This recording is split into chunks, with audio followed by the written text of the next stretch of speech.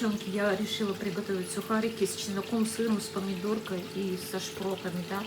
Тут у меня рыбка уже готовится. Вот. Вот так выглядит все. Видите? И сюда мне просто не влезло, и я один сюда положила. Вот через 3 минуты приготовится, и все. Даже, мне кажется, уже можно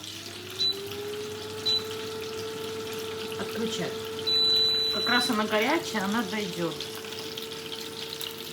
Попробовала один сухарик. Божечки, как это вкусно!